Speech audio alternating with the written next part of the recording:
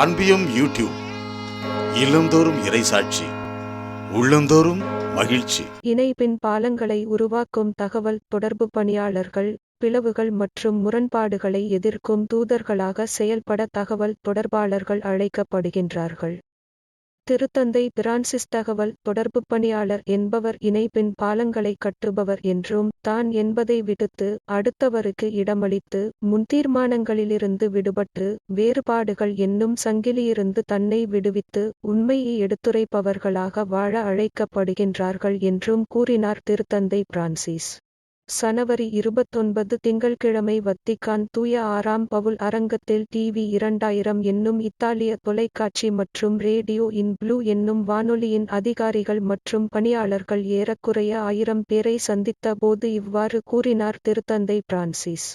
அருகிருப்பு என்பது கடவுளின் குணங்களுள் ஒன்று எடுத்துரைத்த திருத்தந்தை அவர்கள் மற்றவர்களின் அருகே இருத்தல், கடவுள் மென்மையானவர் என்பதை எடுத்துரைத்தல், இரக்கத்துடன் பிறரை மன்னித்தல் என்னும் 3 பண்புகள் மிக முக்கியமானவை என்றும் வலியுறுத்தினார்.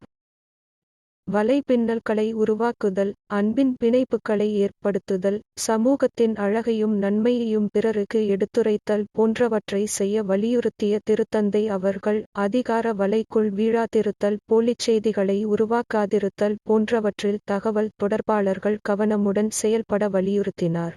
விளிம்பு நிலையில் இருப்பவர்கள், ஏழைகள், தனிமையில் இருப்பவர்கள் மற்றும் கைவிடப்பட்ட மக்களை ஒருபோதும் மறந்துவிட வேண்டாம் என்று கேட்டுக்கொண்ட திருத்தந்தை பிரான்சிஸ் அவர்கள் தகவல் தொடர்பு என்பது இதயத்தின் ஞானமாக செயல்பட வேண்டும் என்றும் வலியுறுத்தினார்.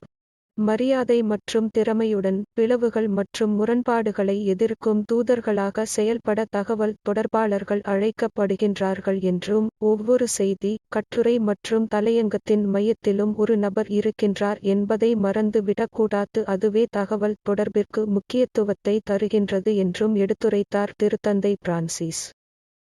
இந்த அன்பியம் யூடியூப் சேனலை நீங்கள் ஷேர் பண்ணுங்க, சப்ஸ்கிரைப் பண்ணுங்க, லைக் பண்ணுங்க.